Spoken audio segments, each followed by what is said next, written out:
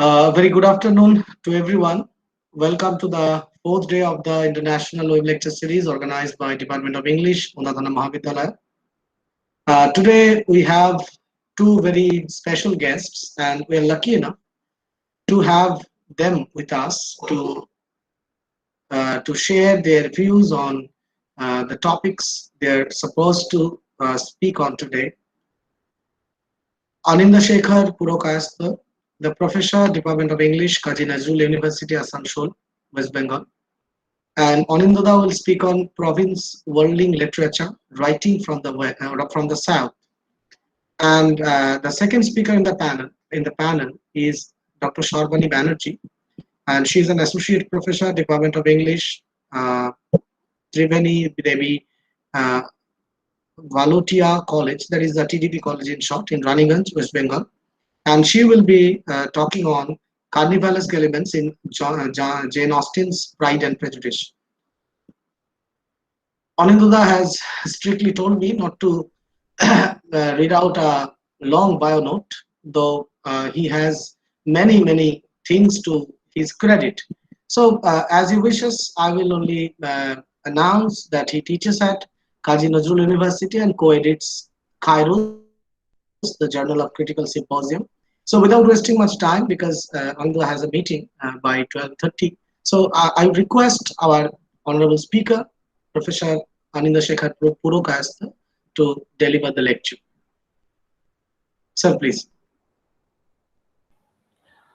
Good afternoon, everyone, and thank you, Saurabh, for the invitation and for the opportunity to speak on this specific subject. As I told him that to keep in mind the audio quality, uh, it would be wise on my part to keep the camera off and use the audio mic itself just to open it for a second and to wave everyone and to say hello and good afternoon. I will now close it off and would move on to the audio system to continue for today's talk. Right at the outset, I need to clarify that this is not going to be a full-fledged academic talk. It is more of a kind of an informal engagement with the question of literary worldedness, so world literature, quote unquote, as they say. And I specifically keep in mind the students of the college and also students, my erstwhile friends in Kazi Nazrul University. I can see Shoikot and Antara and maybe others are also there. So really good to see them around. And as I said, that my sole objective here would be to address the students and to promote and encourage within them this provocative idea of problematizing the prevalent notion of world literature or literary world system, if I can say that. I will come back to the idea of the world system theory as theorized by Immanuel Wallerstein, who is very famous for conceptualizing this idea of the world system theory and how we can connect and engage with this idea of the world system with our practice and our theorization of literature or world literature, to be precise. Now, why do I direct this address to the students, as I said? The reason is that right from the honors days, I mean, I remember my own student times. We are flooded with European text. We all know that. The syllabi and the curriculum is already heavily tilted in favor of Euro-American text, which is understandable. And it is staple diet and staple item of discussion in the corridors of post-colonial theory that we need to infuse the syllabi also with text from beyond Europe or beyond America. This is already old stuff. Everyone knows that. So nothing new in that sense. But I definitely keep that in mind. And while I keep that in mind that this is already well known, I would consciously re-engage with Deepesh Chakraborty's idea of provincializing Europe.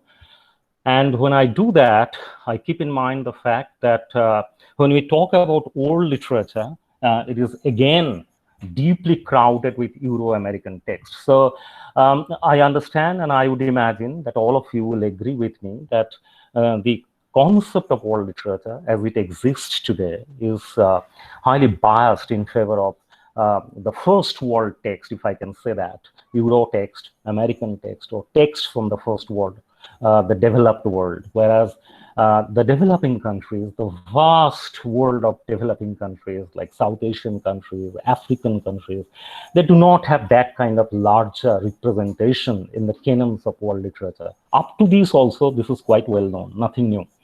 But the question is that when we raise certain objections to these hierarchies of literary representations, when we see that the syllabus is, as I said, deeply inscribed in the Euro-American model, then the question arises that how do we concretize this objective of inscribing the syllabi within the rubric of the South or the global South? And when I say the global South, I do not just mean South Asia.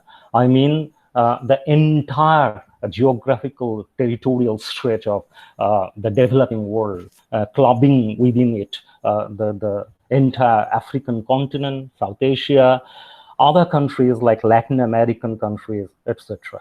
So as I said, the question is when a student begins literature in English, and this is something that I propose to my friends and my colleagues who are teaching in universities and colleges and in other institutes teaching English literature, or what we call the Department of English, that if we can adopt this conscious strategy of infusing the young minds with terminologies like literature in English instead of saying English literature, I think we can make some kind of a cognitive revolution in that sense, that we can bring within the conscious terrain of the minds of these young students the idea that literature as the study is not just English literature or British literature, but literature in English, which is also translated from other countries.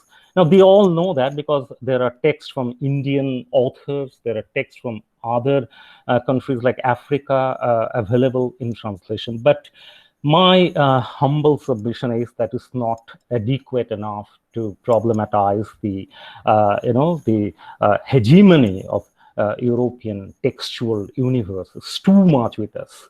Now, does it mean that we develop a hatred for Euro-American texts? Certainly no. But I'm talking about a level playing field. I'm talking about a situation where there would be a greater democratization of the literary representation. And to achieve that and to actualize that, what we need is engagement with recent theories, recent discussions in the domain of world literature. New theories are coming up in this domain through the writings of scholars like David Damrosch, who teaches in Harvard University, who is currently editing a journal called World Literature, published by Brill Rodopi. And this journal, spatially, has taken up this question of world literature, how to redefine, reformulate, re-engage with the question of world literature. And this is happening right now as we speak. So it's very much contemporary in that sense. And therefore, as budding scholars, students who would be scholars in future, and we who are teaching in different institutions at different capacities, I think the onus is on us to encourage these young minds to think in a different direction, to understand that literature as they understand is not just Shakespeare or Milton. A time has come to reformulate, to reblood, if I can say that, the syllabi with newer voices, not just the voices that we are familiar with, like Naipaul and others. But it is high time that we make a kind of a vernacular invasion of the syllabus. And this I have been, talking about in various forums. And I do that with a specific purpose. And I think it is time that all of us, not just me, all of us speak about it more and more. That there has to be a greater presence of vernacular literature translated in the English language. And here I keep in mind Ngugi wa Thiong'o's idea of orature as opposed to literature, because his idea of globalectic as opposed to the dialectic is also crucial here. And Ngugi, perhaps all of you know, wrote a book called Globalectics, and there he challenged the Hegelian concept of the dialectic, saying that it is highly modeled and premised on the idea of the binary of the Europe and the non-Europe, the Europe and the other of Europe. So in this binary structure, the developed and the developing world are pitted against each other, and we cannot imagine the idea of a kind of a horizontal space of literary world or literary universe.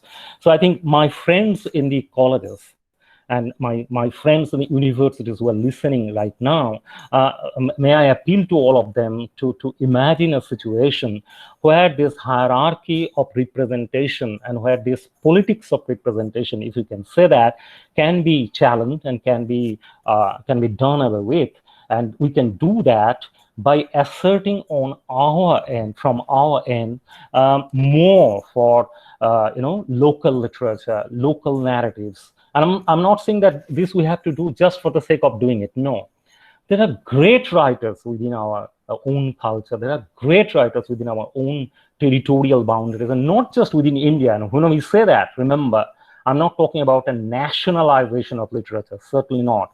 I'm talking about a transnationalization of literature in the true sense of the term. And what we mean by that we mean an actual practice of transcending the boundaries. And when I say transcending the boundaries, it means the linguistic boundary, the cultural boundary, the state boundary, the national boundary, etc., and the economic boundary.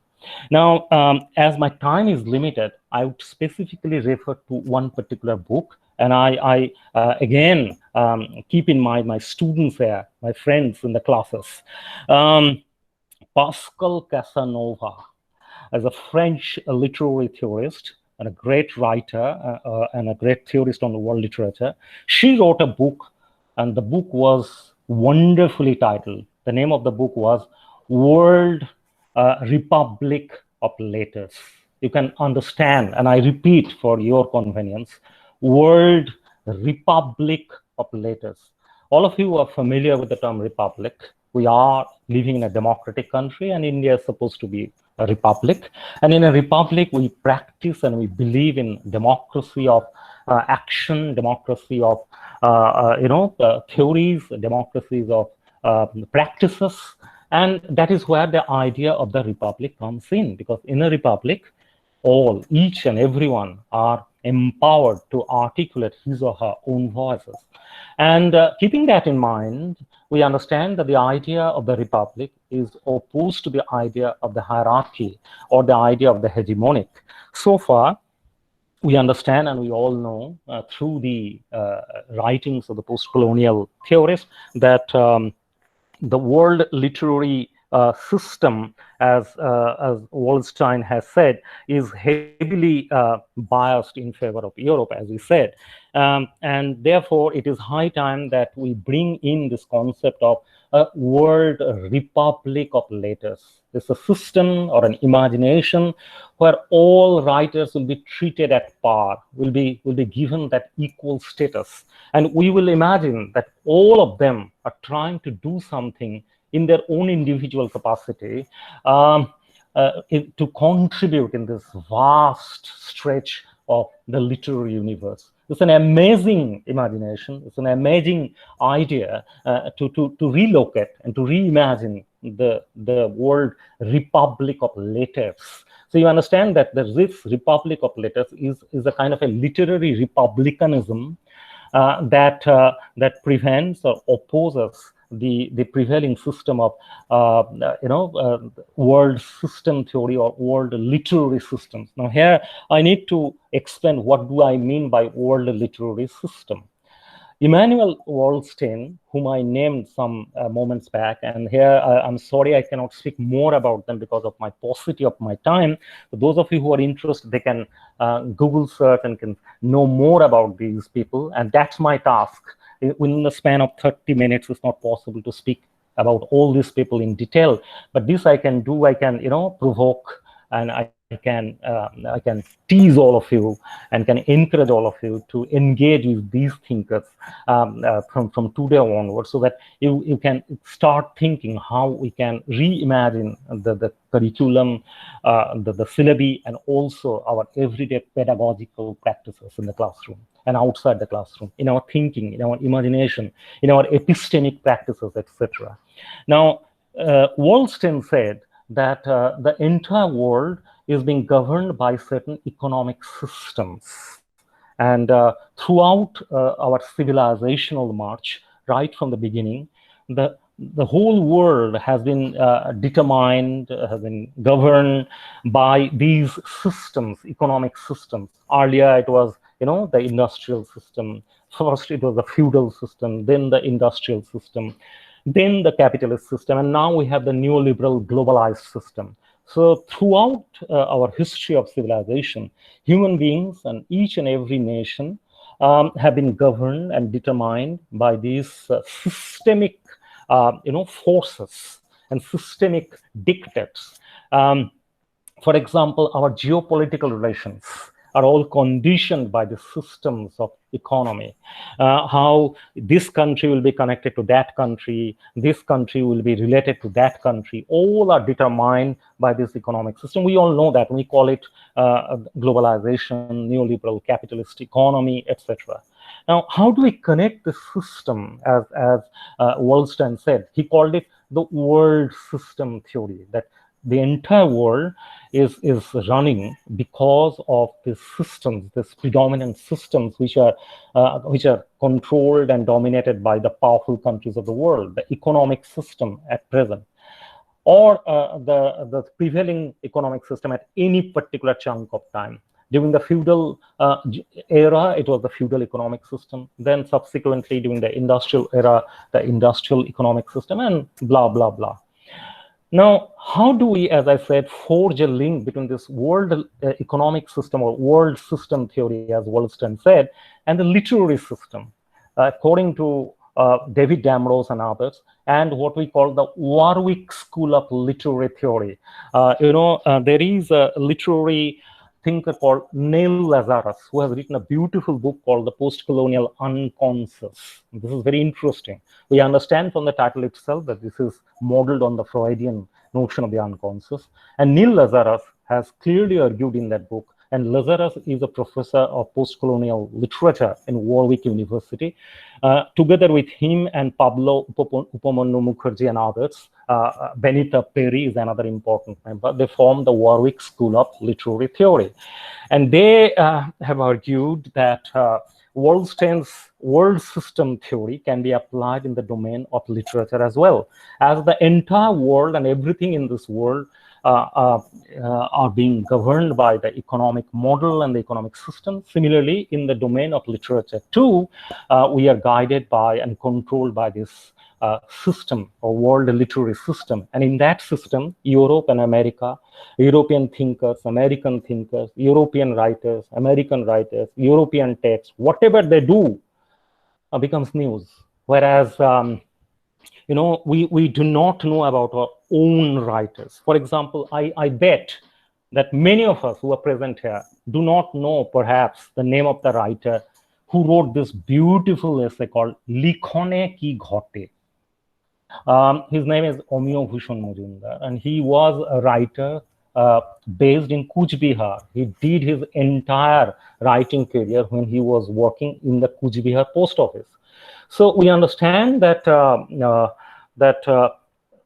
along with Omio Bhushan Mojumdar, we can name many other writers. I mean, in Bengal itself, there are wonderful poets and writers whom we do not know much about, whereas we spend our times with all those texts in the syllabus about whom we cannot, or with whom we cannot relate in terms of culture, in terms of language, in terms of ideologies, but still they are there in their overbearing presence. So once a student or a teacher is conscious about this literary world system, then it becomes easier for him or her to challenge it and to oppose it in various ways, in policy formation, in terms of bringing in new text in the syllabus, or as I said, during their pedagogic exercise, when they teach or when they learn, this teaching learning process can also enrich, can also be benefited by this, by this cultivation of these ideas, that how we can bring in local ideas, local narratives, and we can actualize Casanova's idea of world republic of letters, and how we can bring in orature, as Ngugi said, and can stop the predominance and hegemonic presence of literature, because literature is heavily elite in that sense, as opposed to orature of the local narratives, the tribal songs, the narratives, mythologies, and other things.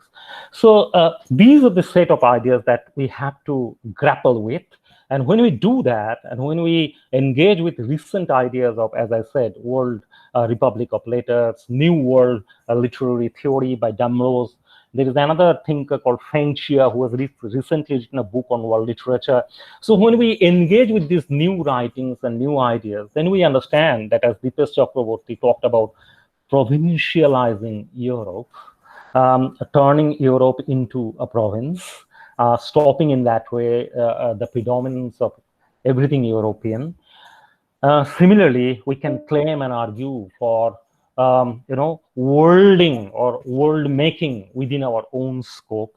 We can say that this world of, say, Bankura, this world of Purulia, this world of Bardhaman, this world of Kolkata, this world of Chhattisgarh, this world of Madhya Pradesh, this world of Rajasthan, all these are fascinating worlds with narratives, writings, imaginations, folk songs, wonderful pieces of literary activities going on there. It's time that we make this world into a pulsating, vibrant world of literature. And how to do that? We can do that by making a claim for province worlding. And what I mean by that is that the province has always been detested and denounced as the narrow, as the small, as the local, which doesn't have much importance compared to the glorious world of Europe.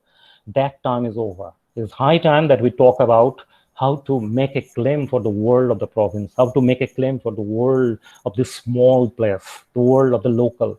Remember, MS Dhoni was from Ranchi, and he began his journey in the Kharagpur railway station, and then ultimately ended up being the captain of India and challenged various first-ranking bowlers of the world and became a name across the board.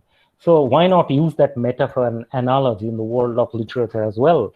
We need to have that courage and that faith of conviction that the local is also enriched and redolent and empowered, capacitated enough to make a claim across the board. And that is the idea of the World Republic of Letters. And each and every voice matter, and we pay respect to that. So when from now on, we read, we keep in mind that Shakespeare is not the only voice. When we read, and we keep in mind that Henry James and others are not the only voice. There are wonderful pieces of writings within us and around us, and we need to restore the amount of respect and status that need to be given to those pieces of writings. And the more we do that, the more we can move toward the process of materializing the idea of the World Republic of Letters. So the concept of world literature today is not just the concept of world literature as Goethe talked of, as Rabindranath talked of, and others talked of. They did something great, but we have moved far ahead, and we need to engage more with the idea of the world economic order and how it is impacting our concept of literature and culture. And we need to engage more and more with new epistemic ideas coming out from scholars like Damrose and as I said, Casanova, Feng Xia, and recently Professor Boidik Bhattacharya, who earlier used to teach in Delhi University and now teaching in Center for the Studies in Developing Societies, where Ashish Nandi also works. He has also written a new book on world literature and doing post-colonial studies in the era of world literature. That is the name of the book of Boidik Bhattacharya. So these are fascinating pieces of new theoretic interventions, and students, scholars doing researchers, PhDs and MPhils, they will do well to engage with these new writings, new theorization, so that in future, as I said, we can open up new avenues for research in the domain of world literature. And finally, we can collectively promote and build a culture of World Republic of letters in our everyday practices of teaching and reading and understanding of it. So as I said that my time is very limited, so I'll have to call it a day and call it quit now. And I think I can in future can have occasions to have questions and other engagement, but perhaps I'll not be able to take more questions, but I can take one or two questions if at all there is any question. Thank you. Okay, I would request the audience, if you have a question, we can't take all the questions, only one or two questions will do. So the audience. Hello, sir. Am I audible? Shoykot here. Hello. Yes, you're audible. Yes, Shoykot, go ahead. Yes, sir. As you were talking about the politics of representation, right? So Yes. my question would be that how much do you feel do you feel that the other, as because you have also talked about the Eurocentrism and everything, then there is the idea of this otherization. So do you feel the other can at all be represented epistemologically, ontologically, and philosophically, or there is this politics of demonization and rumor and everything? Of course, I'm referring to Susanna Radstone's book, Memory and Methodology. And there is another thing that I would talk about the cataclysmic destruction of the history. And in this regard, I would like to refer to another book by Dipesh Chakraborty, is that reworking the history of the working class. So I would like to know your comment on these 2 points. Okay, thank you. I can take one more question. If at all there is any, then I can answer both the questions together.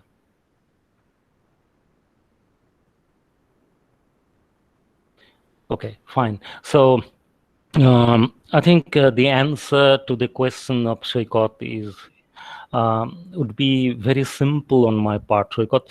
No one is going to come and solve this for us. The onus is on us, and there is no magic. Remember, I said right at the outset that whatever I said today is nothing new. Knowingly I did that because I wanted to just bring in the discussion table new ideas emerging today on the concept of world literature. We all know about the idea of world literature. We all know about the idea of Eurocentrism. That is quite old stuff, as I said in the beginning. But currently, what is being written on that? Are we engaging with it? Are we on board with that? That's my point. And having said that, your question, as I said, that is it at all possible? The answer is that we have to think of it, and we have to, fashion out the answers for that. And as I repeatedly said, that this is possible only in our everyday exercise of engaging more with local thinkers, more with local writings, narratives.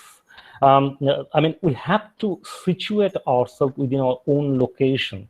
Only then we can answer the world in a better way. But are we doing that? Do we do that? That's the question. We can say a lot about those European writers, but are we at all practicing in our everyday exercise with our engagement with those? I mean, is there any conference on Bengali poetry today? That would be, we all imagine that would be organized by the Department of Bengali. And then we ask the question that who is going to solve the problem? Is the other going to be represented? The onus is, the responsibility is on us. Why are we expecting the Department of Bengali only? And why are we expecting, for example, I talked about the economic system. Perhaps many of you know that in Sanskrit there is a play called Mudra Rakhosh. I think this is a great play, and that we can talk of when we are talking about capitalism, we're talking about neoliberal capital. Why don't we bring in, as students of literature, this book, Mudra Rakhosh, and can see what the play talks about and how beautifully Mudra has been compared with the Rakshasa, and how the demon and demonization of the space of capital can be discussed from a literary perspective in that way. So my point and my argument is this. I just wanted to provoke the students. I just wanted to problematize the whole practice of teaching and learning as we do in the everyday level. And my answer to your question would be that erasure of history obliteration of history, representation of the other. It all depends on us. There is no magic. We have to do it ourselves in our research, in our teaching, in our reading. That's all. Thank you, sir. Thank you. Okay, showed up then. So I think it's done. So thank you.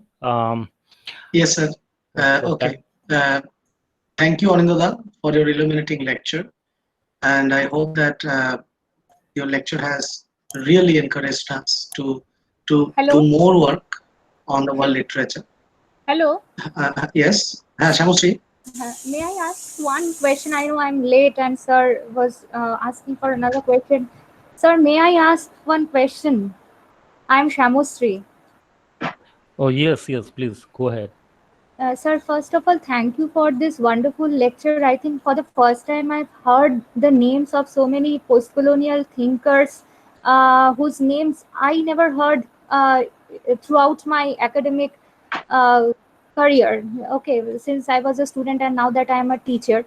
So what I was wondering is that do you think that our academic academic space or our academia at present is free from the colonial hangover, because we always read the texts which are written by the maybe the Indian thinkers who teach in the universities abroad. We hardly know about the post-colonial thinkers like you, sir, who are in India, but we don't read about them or we don't read the works produced by them. So, what do you want to say about this?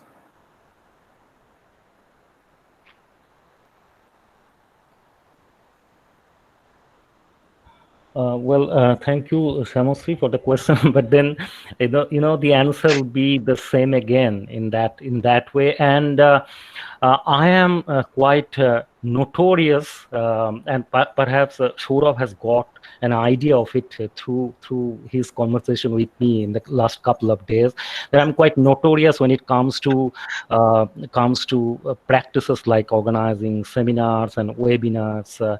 I have specific arguments for these kind of exercises. I believe that most of the times our seminars and webinars end up becoming talk festivals, and we just engage with all these things full of sound and fury, signifying ultimately nothing. But the best way to deal with such forums, we can do wonders. I am fully convinced that if all of us collectively work, and here I also want to drive away the hierarchies that exist in the world of academia, universities, colleges, this rank, that rank. These are all roadblocks that are there, that ultimately helps nothing and impedes in the world of actual academic exercise. So miles to go in that direction, but I think somewhere down the line somebody has to begin that. And my only hope is with young scholars like all of you, including Saurabh and all of you present here, the students specifically who are studying in colleges and school and in universities. So they have to be with this, they have to be moving with these things in mind, that these forums are wonderful to put our heads together and to do something meaningful, to engage with new ideas, to engage with ideas which are doing the round, so that we can challenge prevailing notions about literature and about culture, literary representation. So as you said that these names are quite new. What is the reason for it? The reason is that we continued engaging with old stuff, and whenever we offer anything new, we are always met with two stereotypical reactions. Our students cannot do it. They are not that advanced. That is the first reaction that we meet with. And the other one is that these are highly theoretical and highly difficult for many, and abstract in that sense. Whereas the basic premise of theory is that it is stemming out from life itself.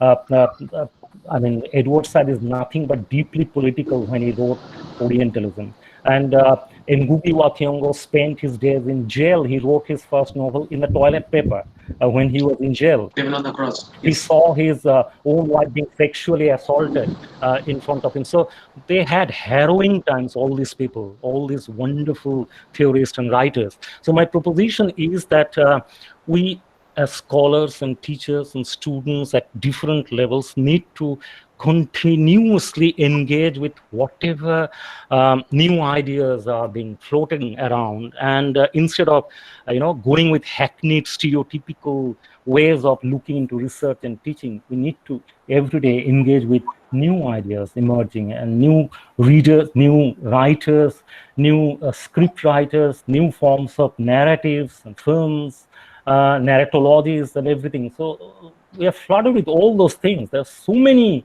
wonderful pieces of writings, and we need to engage more and more with them in the form of research and our daily engagement, and then automatically it will come into the syllabus. So that's my only proposition in that sense, that we need to capitalize these kind of forums more and more so that we can bring on the table, in the discussion table, new ideas, and that can be implemented in policy making. Thank you. Thank you, sir. Thank you, Anindya, once again Thank you. for your beautiful talk. And I hope that, Yeah. like me, the audience is also quite illuminated and encouraged to take resort to the new emerging theories and the and especially the regional literatures. And I understand, of course, and I hope that all the audience is also encouraged in it. Thank you very much. If I can just add here, Saurabh, because you referred to regional literature. When I say province worldling, I'm not actually talking about regional literature. What I'm suggesting is, or hinting at, is that the province has been, as I said, denounced, detested, neglected, or looked down upon as something which is not capacitated enough or eligible enough to register their voices. So that has to go. And when I say province, I'm not suggesting just, as I said, Purulia or Bankura or Bardhaman or Malda. I'm meaning that the whole South Asian region is viewed as some kind of a sweeping generalized province, a block, a territorial block, which is not eligible to write, to make their presence felt. So that has to go. So when I say province worlded or province worlding, I'm making a claim of representing the underrepresented, not just in terms of a territorial border, but also in terms of linguistic border, cultural border, and geographical border, definitely, but representing the underrepresented. That's the basic point, and that, as I said, is connected to Dipesh Babu's idea of provincializing Europe. So if we provincialize Europe, then we actually are making a claim for province worlding, that if the supremacy of Europe is gone, then all the other provinces are equal and at par with Europe. That's the point. So when we say that, then world literature doesn't mean the Euro-American literature. It has to be, as Casanova said, the republic, world republic of letters. And he, by the way, for the sake of everyone, Casanova also used a term called international literary criticism. These are fascinating ideas, international literary criticism, that when we adopt literary critical tools and we appreciate different literary works, we had certain, set rules and regulations. Either we use the new critical tools, the Marxian tools, or this tool or that tool, which are already well known. But can we adopt newer methodologies? And where Ngugi's idea of orature comes quite useful. And there are many other new ideas coming out. And as I said, that Damrose's idea of world making, which is now doing the round, Damrose, opened a new department of world literature studies in Harvard University, and he's still there at present. He's teaching there, and they often organize seminars, and this is for young scholars who are listening. They often organize conferences and seminars in that department of Harvard University. And even if you cannot go and participate there, at least you can keep in touch with these forums so that you know in which direction literary research is moving forward. So with that note, and thank you again, and I can see Sharbani Di there. So good afternoon, Sharbani Di, and I'm sorry I will not be able to listen to you, so my apologies. But with my best wishes, and Thank you so much. and thank you for thank you. Goodbye. It was Thank you. always Thank you. always Goodbye, a pleasure Anindya. to listen to you, Anindya. But you came Thank in you. early today. Anindya, Yeah. Yes. Thank you, Sharbani Di. Yes, Saurabh. Okay, Anindya. Goodbye. Goodbye. Thank you. Okay. Thank you very Yeah. much. Thank Bye. you very much. See you Bye. later. Bye. Okay, so after the Parthuda, do you want to? Yes, Parthuda. You're audible. Go ahead, Parthuda. Hello. Hello. Parthuda. Dr. Parthu Sarathi Mandal is with us. He's the TIC of Manbhum Mahavidyalaya. I think that he has some network glitches. So after the illuminating lecture of Professor Anindya Shekhar Purakayata, we shall now move ahead towards the second slot of this panel, and I would request Ashim Kumar Betal, faculty member, Department of English, Undathana Mahavidyalaya, to host the second slot of this no, web sir. lecture. No, Okay, Parthuda. Now you're no, audible, sir. Parthuda. Okay, No, I will listen to Professor Sharbani Banerjee. Okay. Do you want to say anything? No, I no, thought that nothing. Okay, it's okay. I have nothing to say. Okay, it's okay. It's okay. Okay. Yes. To conduct and host the second slot. Saurabh, nothing. I have nothing to say actually. I Yes, just you're wanted to thank Anindya only. Special thanks to Dr. Purakayata No. for his Okay. elegant observations. Myself, Ashim Kumar Betal, faculty member, Department of English, Undathana Mahavidyalaya.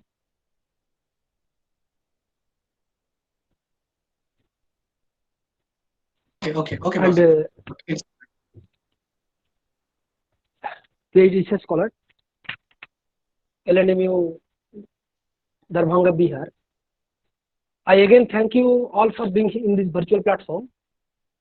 I also acknowledge the presence of our honorable second speaker, Dr. Sharbani Banerjee. Sharbani Banerjee. Sharbani Banerjee. Sorry, ma'am. Sorry. Sharbani Banerjee.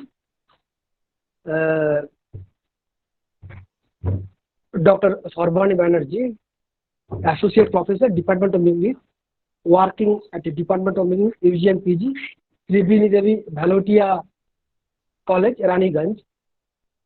She has awarded with PhD. She was awarded with PhD in English Literature, Badon University, 2004. Topic: Study of Lawrence Durrell's The Alexander Quartet. Dr. Banerjee, who has published widely and has been invited to numerous conferences in India, as also in the France, the United States, America, and abroad also. Her academic interests include post-colonial studies, feminine studies, gender studies, Indian English literature, modern and postmodern literature. Now she is going to address us with his topic, and her topic is carnivorous elements in Jane Austen's Pride and Prejudice. Dr. Sharbani Banerjee, please address us with your illuminating observations. Please, Dr. Thank Banerjee. you very much, Professor. It is indeed a great honor to be invited. I would take this opportunity to thank Onda Thana Mahavidyalaya for inviting me. And I will, if this talk is not interesting, I will blame Shourab for it, because he practically collared me in here at the very last moment with no time for preparation.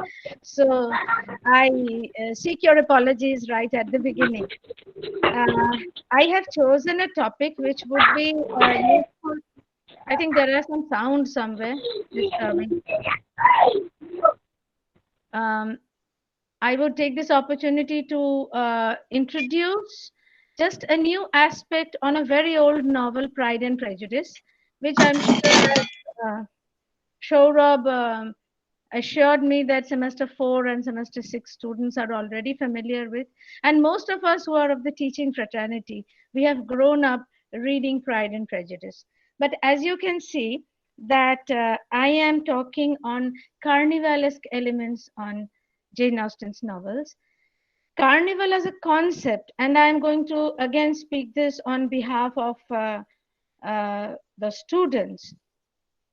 Carnivalesque elements in Jane Austen is important because Jane Austen has been misunderstood in many aspects as a very, very linear, a very, very a Victorian, pro-authoritarian writer who has never raised her pen. I'm not saying raised her finger. I said that she has not raised her pen for the causes of the nation at that time, or the causes of the world. Because remember, when she was born, the French Revolution was reigning in Europe. And yet, she is writing about the laid back family life of Victorian, neo-Victorian England. So before we come to Pride and Prejudice, Carnival has been very simply described as feasting before fasting. Carnival is a very popular and a very, enjoyable festival in Europe since the Middle Ages. And Carnival has been a kind of a festival before the Lent. 1 month of fasting was preceded by 2 or 3 days of feasting. But it was in our theoretician Bakhtin that Carnival gained new proportions and new, identity. Bakhtin pointed out to us that Carnival disseminated the unofficial culture of society and life and represented an overturning of the dominant authority. Now, very simply, what does that mean? Carnival is the time when all the, hierarchies of class, rank, position, everything could be overturned and subserved. The ordinary could make fun of the rich. The rich were disseminated. Their position was, broken down at least for those 2-3 days. The people who were subjugated under authoritarian rule, they could feel free. I often, this is also for my students here who are listening in, I also equate this carnivalesque element in Europe to the, color of festival in India, Holi, Dol. Holi was a time right from the Middle Ages, if we can say that it was propounded and brought about by Lord Krishna, but it was the time when in India, the class structure was broken, at least for 1 or 2 days. You could put in color to everybody. The untouchable could touch the touchable, and the high could be, brought down to the level of the low. That was one day when Satyajit Ray's word, Dhore Maro Tan Raja Habe Khan Khan, can become a kind of a corollary and a parallel, only for one day. So Carnival was one such occasion. That was the time when society rules were broken and everyone became free and real. Bakhtin, when he talks about dialogism, he inevitably culminates in the carnivalesque, which opened up new hermeneutic possibilities. Why? Because Bakhtin himself, having lived under an authoritarian restrictive order, felt that the carnival could be the only mode of restriction under tyranny. And what was the carnival's main weapon? When the sword failed, when even the pen failed, it was laughter. That was the strongest and strictest, weapon against an authoritarian society. So carnivalization, it overcomes and overturns social hierarchies and literary cultures with what? With comedy and with humor.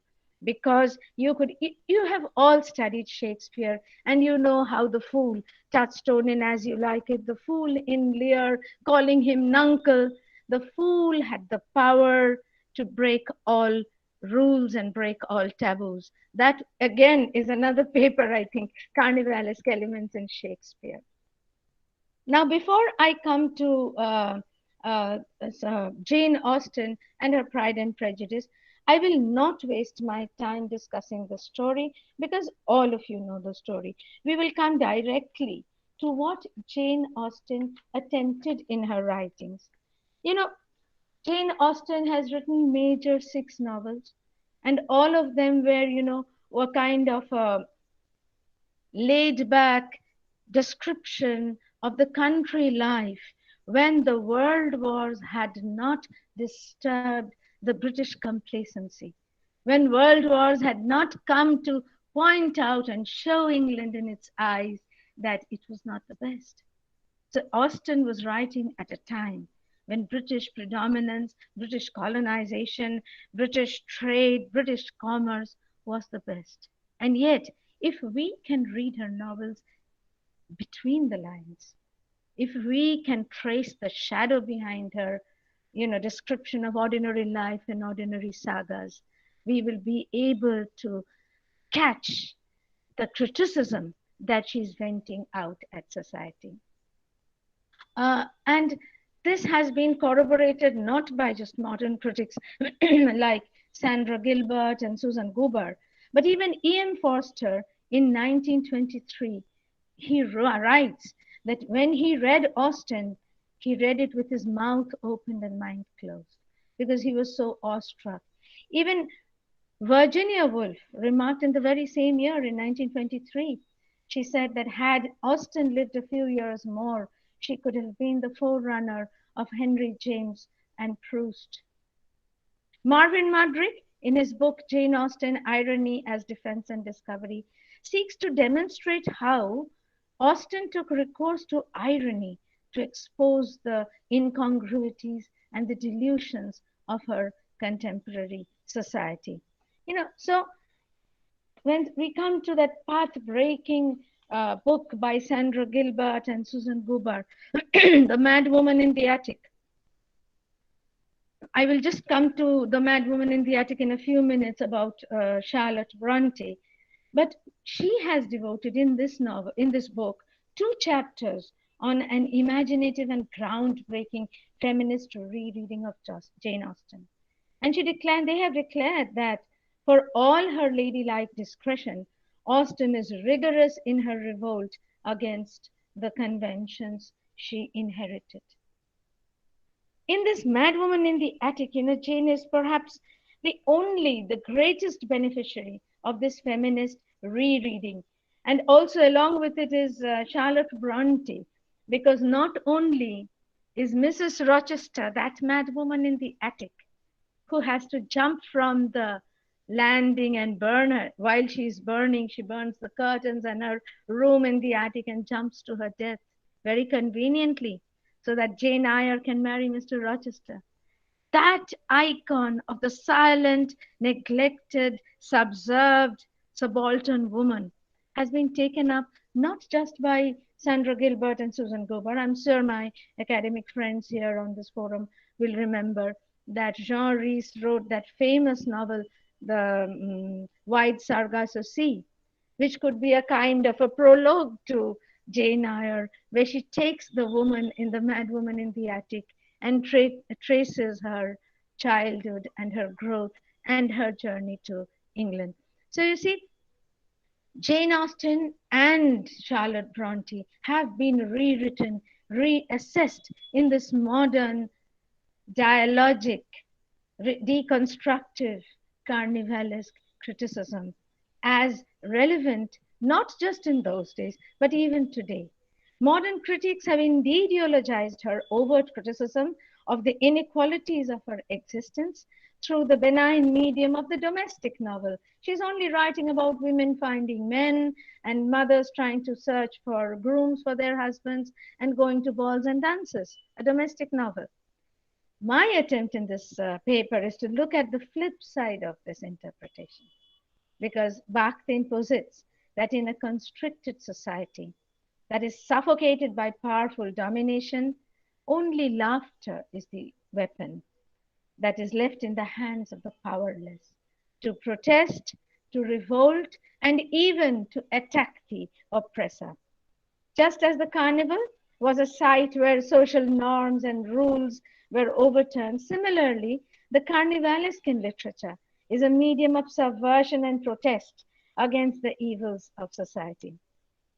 But writing of Austen, ruffled a lot of feathers, and even the women, even her compatriot Charlotte Bronte, was not very happy with her presentation. And she writes in a letter to G.H. Lewis, she says that Pride and Prejudice was an accurate portrait of a commonplace face, carefully cultivated garden with neat borders and of a bright, vivid physiognomy, no open country, no fresh air, and there are many other no's that I have left out. I should hardly like to live with her ladies and gentlemen in their elegant but confined homes. So that was the negative response even from the women's side. Even Bradford, one of the critics, famous critics of Austen, she said that obviously Jane Austen's mocking was not at all sweet, sunny, natural gaiety. It had too much ill nature in it, so they thought that she was spiteful. Her people are all human, walking figures of flesh and blood, humanity. But like all true human beings, they have good and evil both. And her vision usually turns towards the evil, the foolish, and the ridiculous. Northrop Frye, when he was discussing Austen, says what normally happens in Austen's novel is that a young man wants to marry a young woman, that his desire is resisted by some opposition, usually paternal or societal, and that near the end, some twist in the plot enables the hero to have his will. So you see, what I am giving you, these slides are kind of, the kinds of reactions that Austen has been facing throughout the ages. Frederick Harrison wrote to Thomas Hardy, a fellow novelist, in 1913. Remember that Austen was dead by 1817. He writes, she was a heartless little cynic, was Jane, penning satires about her neighbors, while the dynasts were tearing the world to pieces. This was a strong criticism against her because they felt that she did not talk about the French Revolution, she did not talk about the mass annihilation, she did not talk about, the rules of freedom, liberty, equality, and fraternity, but only writes about domesticity. But for the feminists, including myself, it is interesting to discover that while a feminist interpretation of Pride and Prejudice, or for that matter, Emma or Mansfield Park, is obvious, the author is not disturbed by the feminist issues alone. That is important, because she is also protesting against the society at large, its ways and its rules. She not only laughs at the men, but the women as well. No character is spared her caustic tongue, because she does not even, leave the characters who are feminine here. In Duckworth's influential analysis of the role of landed estates in Austen's fiction, he says that estates function not only as setting of action, but as indexes to the character and social responsibility of their owners. Let us now just discuss the men and the women separately. Then we will have an idea of what Austen is trying to criticize. When she comes to the men, Mr. Bennet, the male member of the family who is the father of the 5 daughters, husband to Mrs. Bennet, Austen is criticizing his indifference. The indifference that arises, that English that I have written there is not actually correct. It was very hastily done.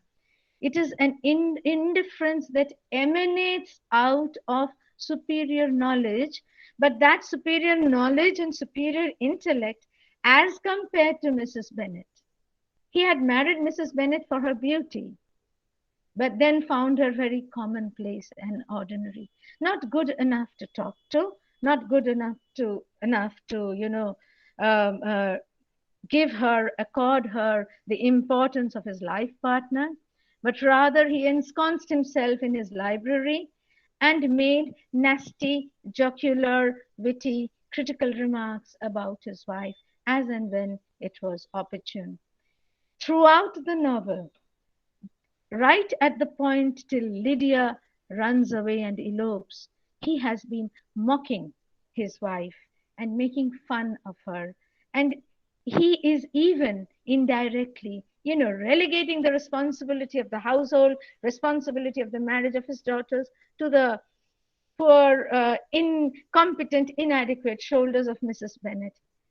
When Lydia is allowed to go alone, traveling alone, Elizabeth Bennet, who only was possibly his only source of emotional, succor, she goes to her father and pleads with him, criticizes him not to let Lydia go out. But he turns an indifferent ear. That is why I have used the word indifference. Mr. Collins, we all know Mr. Collins. He is famous for his pompousness, his vacuity. Yet he is very, very aware of his key position as the future inheritor in the Bennet household. Mrs. Bennet is extremely agitated and worried, anxious that Mr. Collins should marry one of her daughters. Why? Because the rules of society in Austen's time said that a man, if he had an estate and he did not have a son, then the daughters could not inherit it. The inheritance would go to his near male relation. So you see, this is a very, very, very, very strong point that Austen has, repeated in this novel, where she is not comfortable with this fact that women are, and remember that in Austen's times, women did not have any profession to follow. When we go to Jane Eyre, we see that Jane Eyre could only be the governess. That also was, sort of as a kind of a very lowly task, just a little better than the maid and the servant. So women of education or women of society could not have an occupation. They could not inherit their father's property or their husband's property if she could not produce a son. She would have to depend upon marriage in order to get her future settled. That is why the famous beginning line in the novel, the beginning sentence in Pride and Prejudice, that a man of good, what was that famous line? That man of good estate must be in need, in want of a wife. I like to say that it is exactly the opposite, that a woman who is dowerless must be in search of a well-to-do husband. And that is the attempt that Mr. Collins is so confident. Mr. Collins, he is completely aware of his position in the Bennet household. And he is, trying to get an accomplished and good wife. He is looking for beauty in the Bennet girls. He has intention of marrying one of them. He has come bride hunting, which was usual in society. But Austen, through Collins, is criticizing his clinical, almost pathological approach to the issue. The readers have a hearty laugh at Collins's expense when he shifts his choice without batting an eyelid upon hearing his first choice, the beautiful Jane, was about to be engaged to Bingley. He cannot accept Elizabeth's firm refusal by thinking that it is coquettishness, because he cannot imagine that anybody should ever deny him, because he is the future owner of the Bennet property. And when Elizabeth refuses, he takes sweet revenge by choosing Charlotte Lucas, the plain girl of the neighborhood. When I come to Mr. Darcy is he is the pride of the character, of the title of the novel, that he represents pride. What is he proud about? What personal, special accomplishments does he have? He is proud of his place. He is proud of his property. He is proud of his social position. But there is no personal accomplishment in any of those prides.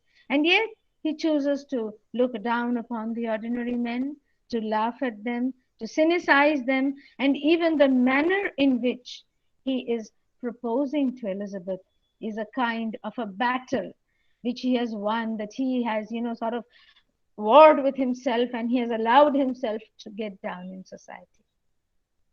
Mr. Bingley, of course, represents the nouveau riche, the new rich man that represents the post-industrial revolution England, a new breed of young men who were rich, all of a sudden. But he represents weakness, a kind of Hamletian indecisiveness. He cannot decide. He loves Jane, yet he listens to Darcy and his sister's ministrations and leaves her in the lurch and goes away to London without thinking twice about the effect that his rejection might have. And then it is just a stroke of luck that Darcy changes, and Darcy allows Mr. Bingley to change. When we come to Wickham, I like to think of Wickham as the Edmund of Lear, just as Edmund was not happy with the benefactor role of his father. Similarly, Wickham represents lack of loyalty to the senior Mr. Darcy, who brought him up like a gentleman and allowed him enough education that he should have got a position in the army. He does his best first to run away with Darcy's sister, and then when that is not accomplished, he comes to disturb the Bennet household. When Elizabeth will not be prompted to run away with or to be in a romantic relationship with him, he takes the opportunity to run away with Lydia and does the most unmanly, act of all, when he actually plans to leave Lydia in the lurch, and a dishonest woman who has spent a few nights with a man and has been left in the lurch. If you have read Charles Dickens, you know what Steerforth did to little Agnes and how he paid with his life. Such was the seriousness of Wickham's action. It took Darcy and his changed persona to bring the matter to a respectable and acceptable solution. What I am trying to say is that Austen, through the male characters, she is not really being strongly feminist. And I'm famous for talking about feminism. Here, at least, I am not. What I am talking about is that she is showing how the society of her times, how the menfolk of her times all had feet of clay. Though they pretended to be superior, they were not. And it is true. How is she revealing these weaknesses? She is revealing them by mocking at them, by laughing at them. That is her only weapon. As I said, that this is not a feminist edict. She has not spared the women either.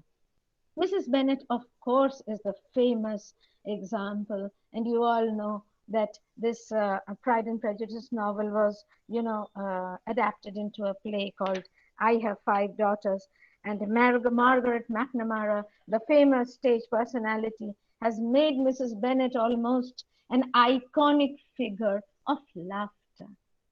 But why are we laughing at Mrs. Bennet? Have we thought about it?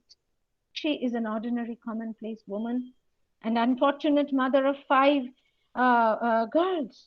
She has no male child, and she is always afraid that upon the death or demise of Mr. Bennet, this estate will go to Mr. Collins. So she needs to see all her 5 daughters respectably married. Is that too much that a mother is asking? And if she is going, overboard with it, if she is acting as per her social upbringing, is that a crime? And why is Mr. Bennet also laughing at her when he married her, knowing her to be a woman of common upbringing? That is what even her sisters and sister's husband are shown to be, working commonplace couple, but who are educated and respectable. When she is discussing Jane, she is the least critical because she represents Jane as a beautiful, dignified, gentle girl, representative of, late romantic, new Victorian society, who is beautiful and who is respectable. She does not cheapen herself like her mother or like her younger sisters. She does not run to the town just to see the soldiers walking by so that she can bat her eyelids at them and catch a snare. She attracts Mr. Bingley for her beauty, and yet she is left in the lurch by Mr. Bingley. She has nothing to do but to, feel sorry for herself and to wallow in the sadness of rejection for which she knew no reason. Elizabeth, of course, is the second representative of the title. If Darcy represents pride, Elizabeth represents prejudice. This we all know, even my students know. They are preparing answers for that. But Austen also criticizes Elizabeth, not only because of her prejudice. She criticizes Elizabeth because though Lydia is blamed, Elizabeth had also been moved by the charm of Wickham. And when do we find in the novel that Elizabeth changes her opinion of Darcy?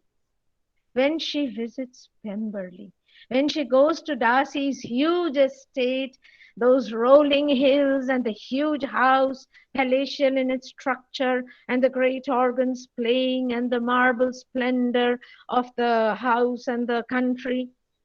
And she imagines herself to be the reigning lady of this house and this whole estate.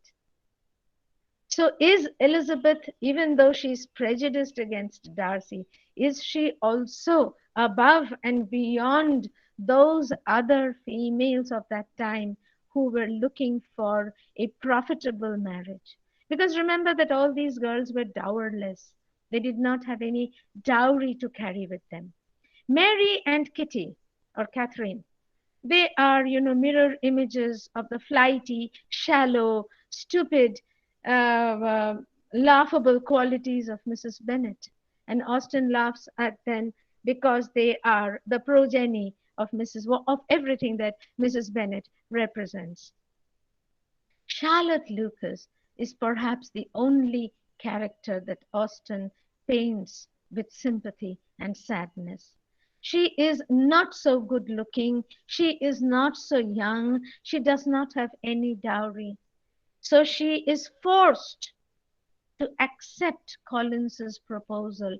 And when Elizabeth accuses her of, compromising with her love and with her emotions, Charlotte says, I was never romantic. I would rather be, satisfied if I have just a corner of my own, a house of my own, and an identity of my own. When Elizabeth visits Charlotte's house in her married place with Collins, Elizabeth sees that Charlotte is in her corner. She is not really very happy, but she is not really sad. And when she's serving tea in her teapot, Charlotte tells her, you see, I'm so happy to have a house of my own. So this is the plight of the woman. And when most cases Austen is laughing at them through her tongue-in-cheek attitude to society, this is one case where she's not laughing at all. Even Lady Catherine de Bourgh, she is rich, she is well-to-do, but she is also the mother of an only girl child. Though her property is entailed in such a manner that her daughter will retain her wealth. But in those times, a woman without a husband, a woman without male protection is something that is shocking, is something that is unacceptable. And so Lady Catherine de Bourgh is also desperately searching for for a husband of her daughter, for her daughter. When she runs to to Elizabeth Bennet in order to to stop this marriage, and she remarks that your father's estate is entailed on Mr. Collins. I think for your sake I am glad of it, but otherwise I see no occasion for entailing estates from the female line. So Austen is pointing out that entailing estates to male members is not a happy and not a very praiseworthy thing to happen. So as Gilbert and Gobar has explained, that Austen examines the female powerlessness that underlies monetary pressure to marry, the injustice of inheritance laws, the ignorance of women denied formal education, the psychological vulnerability of their heiress or the widow, the exploited tendency of the spinster, the boredom of the lady provided with no vocation. And who knows it better than Jane Austen? Because she is one of those women who died a spinster at the age of 41, 42. Her life story, her biography will tell you that she was engaged twice, but she did not carry them over to marriage. And she must have felt the pressure of marriage, the pressure of, uh, having to live her life with at least with the support of some male.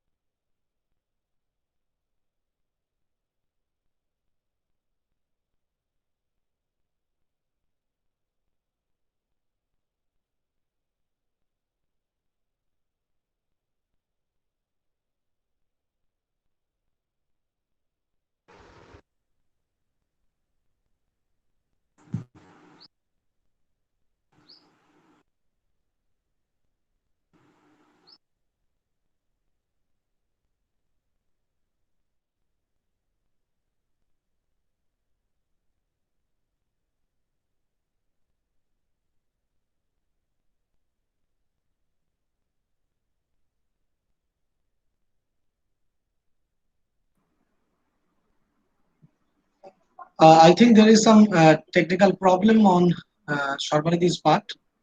I'll request the audience to wait a few minutes so that she may join us again.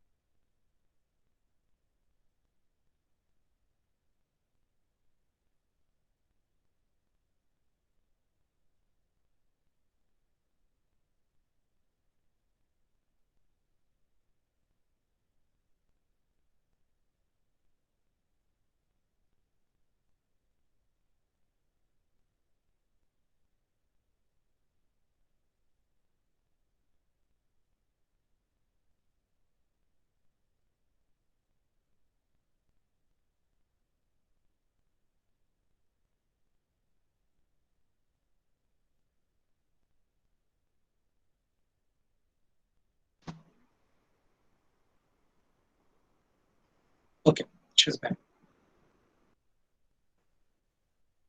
You have muted yourself. Sharbani, you have muted. Okay, it's okay. Yes, yes. Sorry, I did not realize actually net is very bad because of the rains today. I don't know where I had stopped, but I was just concluding. What I was trying to say is that with nothing in her arsenal except laughter, she utilizes it to attack all her realities and thereby justifies the carnivalesque tradition. Following the path shown by Bakhtin, we realize that just as carnival is the site of criticism of a culture whose distortion of social hierarchical order is an implied attack against authority, homologically, a novel is the site for implicit criticism by the author whose only weapon is laughter, parody, and satire.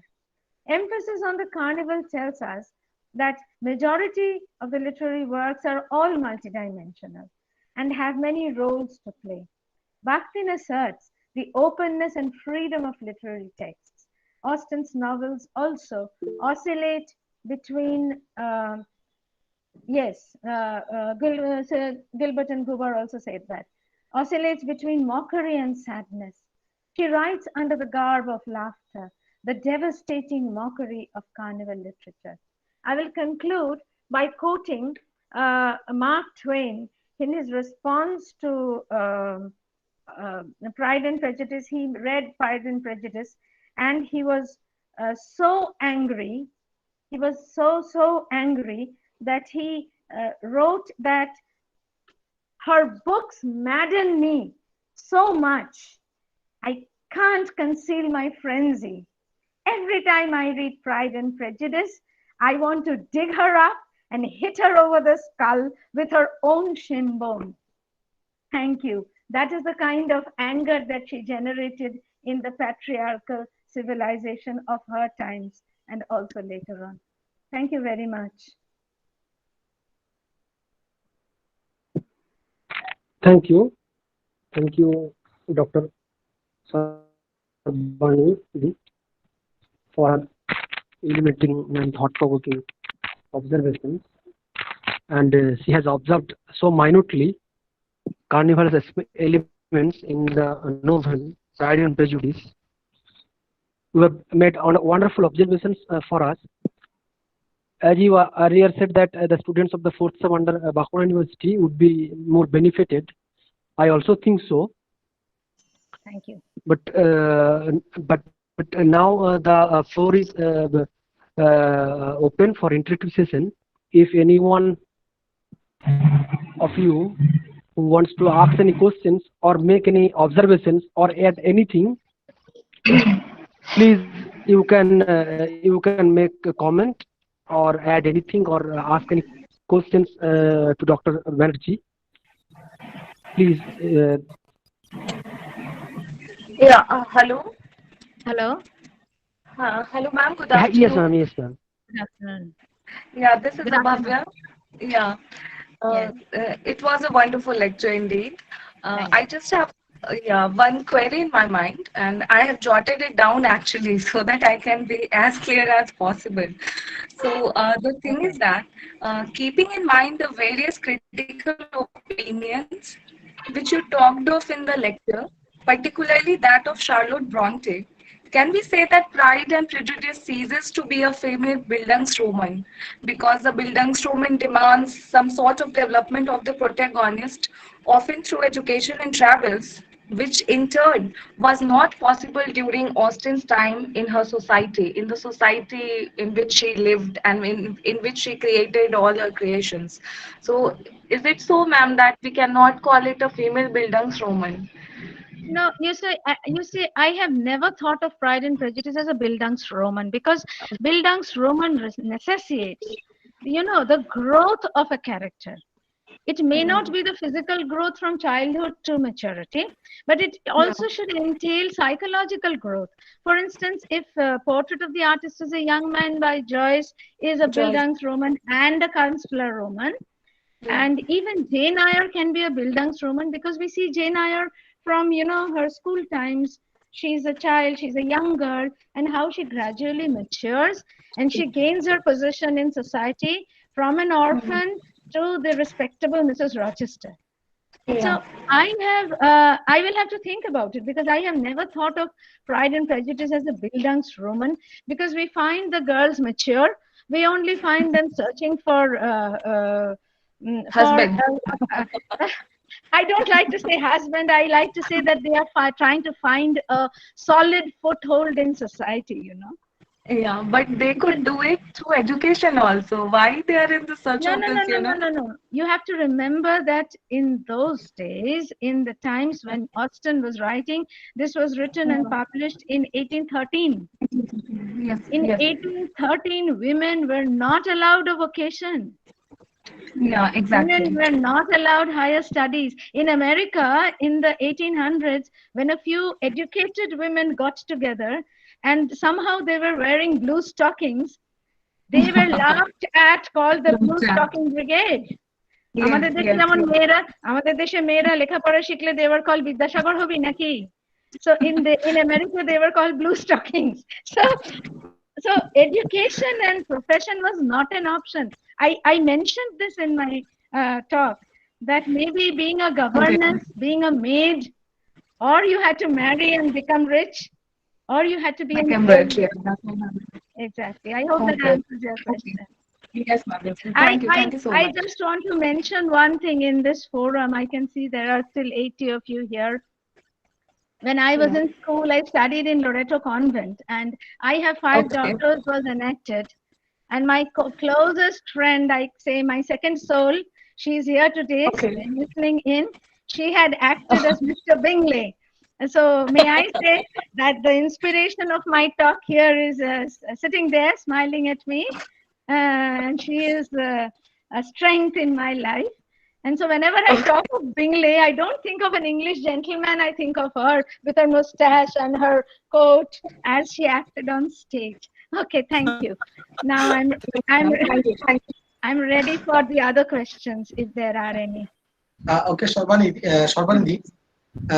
yes, while you are answering the first question, that there is no development. One thing actually struck me. You can tell me whether I'm true or false. Actually, there is a development, a psychological development that is taking place in the characters of both Elizabeth and Mr. Darcy, because at the end of toward the end of the novel, Elizabeth and Darcy both overcome their psychological constraints. For example, Absolutely. I agree with you completely. I was about to tell her that, you see, if there is no psychological growth, if there is no psychological change, it need not be growth. It can also be regression, you know, a kind of a Macbethian regression from Bellona's bridegroom to the deadly butcher. If there is no movement, psychological growth or movement, then a novel does not stand. A novel is not a novel. The importance, even you see, even in stream of consciousness novels, in the novels, magic realist novels like Salman Rushdie, even Salim Sinai, even Sofia Zenobia in Salman Rushdie's Same, they are transforming. Even they are, you know, emerging. I would like to, I can call Salman Rushdie's Shame a Bildungsroman, because in Shame, the birth of Sophia Zenobia, her upbringing, her marriage, her change into that, you know, that sort of that magic realist bestial character, almost a lioness in the forest who rejects all civilized norms. That is a Bildungsroman. But in Pride and Prejudice, of course, there is maturity. Of course, there is a growth. Of course, there is a change. But that is psychological. If we take the very, you know, the basic meaning or definition of a Bildungsroman, well, I have my doubts. I'm sure I am always, we are always ready, you know, agree to disagree with each other. Because that is what literature is all about.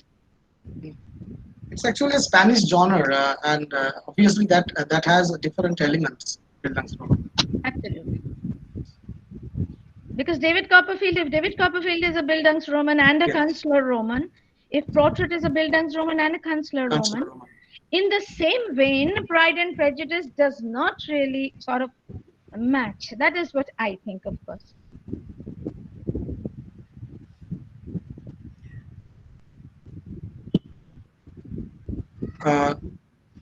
I'd request Roshan Kaur Betal to take questions. Request the audience to ask questions. Hello, you are actually muted probably. Yes, you are muted. Please unmute yourself. Anyone who wants to ask any questions? Mohua Hello. Kundu, Yes. if you have any questions. I don't have Yes, a question. I am here as a friend, listening into my friend, and I'm superbly impressed. We had done Margaret McNamara's "I Have Five Daughters" in school, as she mentioned. I think most of us can relate to Pride and Prejudice because it reflects our society to a certain extent. A mother with five daughters, primarily worried about getting her married off. It still holds true for our society. So that's why I think we can relate to Mrs. Bennet's predicament much better, I think, than any other country. So I thank you, Absolutely. thank you, Sharbani. I think it was lovely and enriching, and I really enjoyed listening to you. And you Wow. made it so simple and so interesting. Thank you. Thank you. Thank you, ma'am, for your warm words. Thank you. Anyone who have any questions?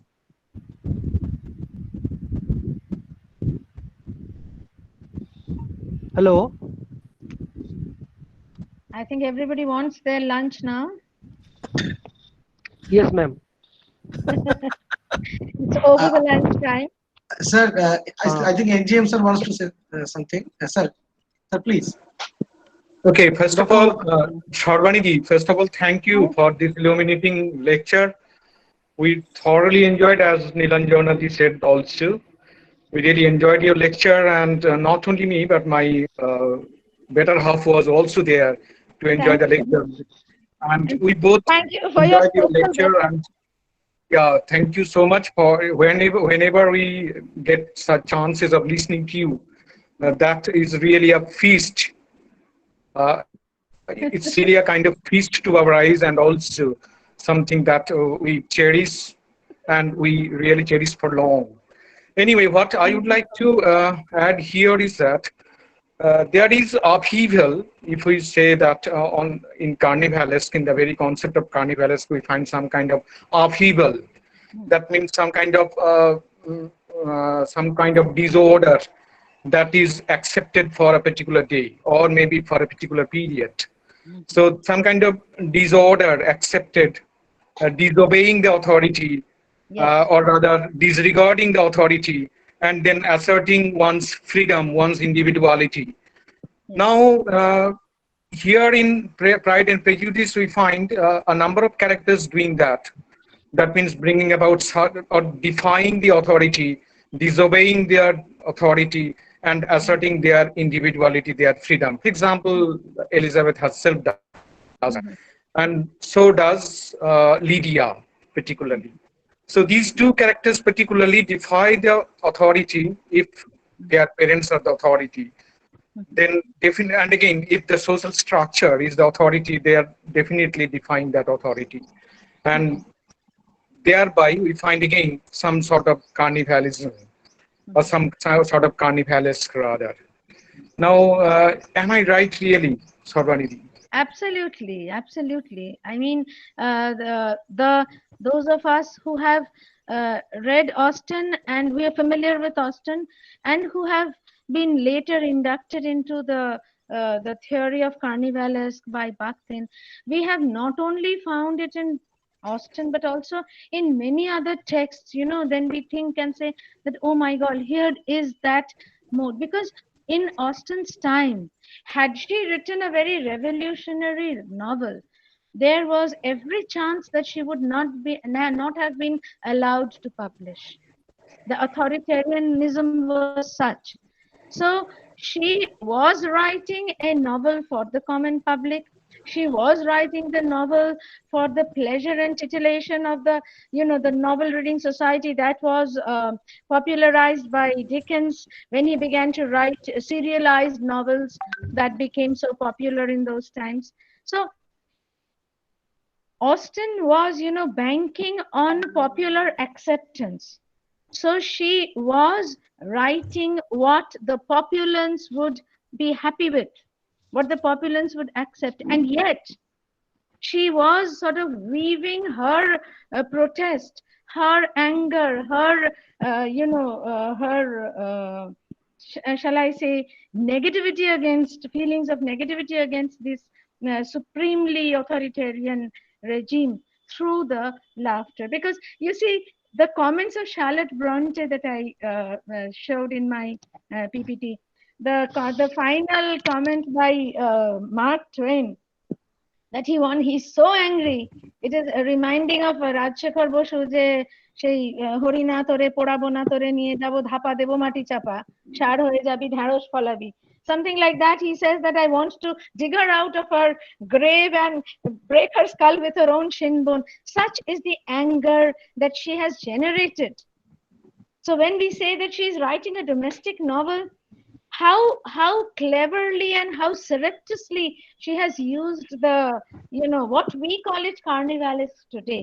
I'm sure she did not do it with our theoretical knowledge, but she does it with her gut feeling. She does it that this was the only way by which she will at least be able to, make herself partially heard.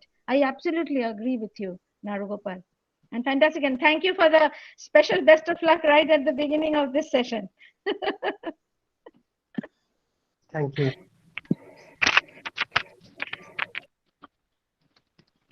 Thank you, ma'am. Thank you, Dr. Mukherjee. Now I request to Dr. Nag to conclude the program. Okay, we have special news for tomorrow's panel. Tomorrow we are going to have 3 speakers, and there will be 2 panels. The first panel will commence from 9:30, and Professor Amrit Sen will be lecturing on 18th century novel, and he has promised me that this lecture is going to be an asset. Okay, for the students to come. It will be an hour long lecture. The second panel includes 2 distinguished speakers, Dr. Shubhadeep Paul from Bangalore University, and my very favorite Pinaki De. And Wow. yes, so I hope that tomorrow we shall enjoy a lot. And thank you, the audience, for supporting us, for enjoying the lecture and participating in the web lecture series. I'm really grateful to you, Sharbani. Thank you. You you gave your consent in such a short time. Yes. Thank you very much. Thank you. I'm indebted to you. So let us call it a day now. Thank you, Nilanjanadi, for joining us. Thank you. Okay. Goodbye till Thank you. tomorrow. Thank you. Thank you so much, everybody. Bye. Thank you.